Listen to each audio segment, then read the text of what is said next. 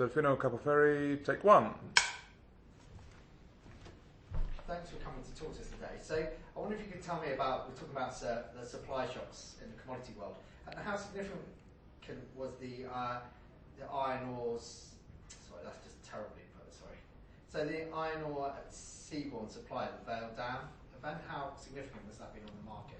Yeah, one of the major supply shocks in commodity world this year was the tragic failure of a Vale's dam in Brazil, which is the second in 4 years. And that had profound and lasting impact on the iron ore market. It removed around 90 million tons of iron ore supply. That's around 5% of the seaborne market. And as a result of that, we've seen prices rallying to a multi-years high. And for sure, from a price perspective, it shielded iron ore from some of the macro bearishness that has hit other commodity markets this year, and reminded investors how powerful supply shocks can be in driving price cycle events. Now, half of the capacity has come back into the market, but iron ore inventories in China are currently at multi-years low and will have to be replenished. So we expect there'll probably be implications carrying on into next year. And what's the price outcome?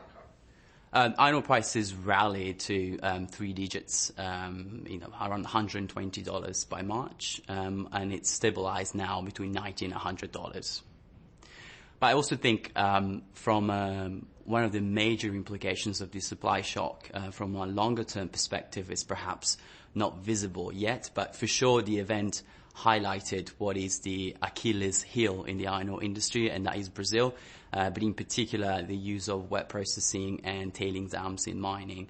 And now with sweeping regulation being considered on this sector, for sure we're seeing buyers' expectations around availability of iron ore has dramatically changed compared to 3 or 4 years ago when iron ore was perceived to be a commodity which was plentiful and readily available. Brilliant. Okay. I realise I can ask you a question. I didn't understand what seaborne meant, but I understand now what it means. Okay. So that's really good. So let's do that one more time, the short version. Give me really good detail there. You talked about the types of mining, the effect, Brazil, everything else like that. But let's just give me a short answer to supply shock and the significance of Vale's dam failure.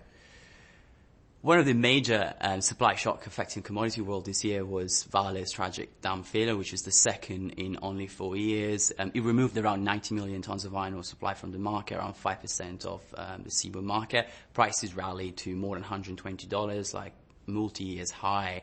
And as a result of that shock, we've seen visible iron ore inventories dropping to multi-years low in China and elsewhere.